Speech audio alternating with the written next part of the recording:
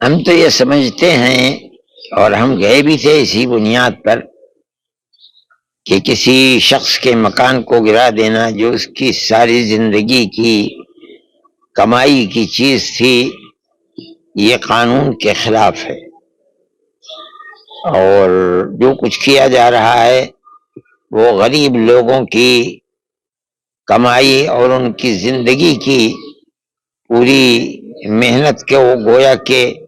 ایک مرتبہ ایک دن میں 1 گھنٹے کے اندر بلڈوزر چلا کر کے مسمار کر دینا ہے۔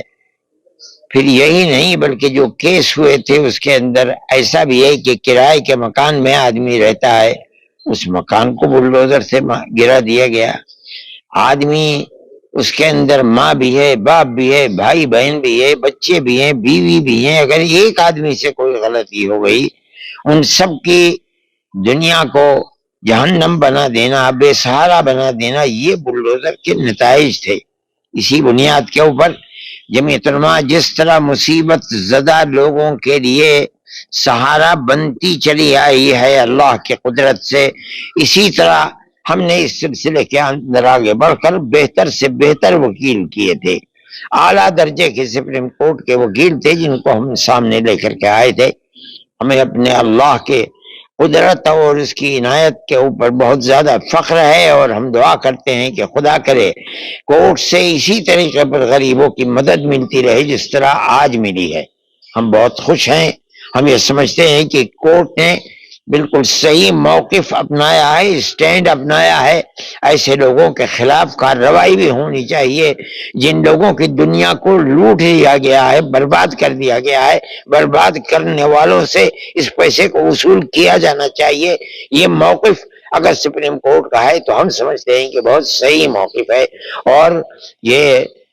ہمارا خیال یہ ہے کہ ہم مبارکباد دیتے ہیں اب ان ججوں کو جنہوں نے لوگوں کے دل کی آہٹ کو سنا ہے، پریشانی کو اپنی پریشانی سمجھی ہے، اور دستور کے مطابق صحیح فیصلہ کیا ہے۔ خدا کرے ہمارے ملک کے اندر امن و امان اور اسی طرح غریبوں کو صحیح حق دینے کے فیصلے ہوتے رہیں اور ملک کے اندر امن و امان قائم رہے۔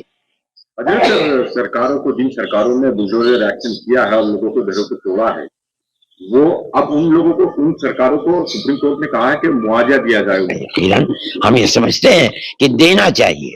یہ بہت بڑا فیصلہ ہے۔ ہم تو اس فیصلے کے لیے بہت زمانے سے کوشش کر رہے ہیں۔ جن لوگوں کو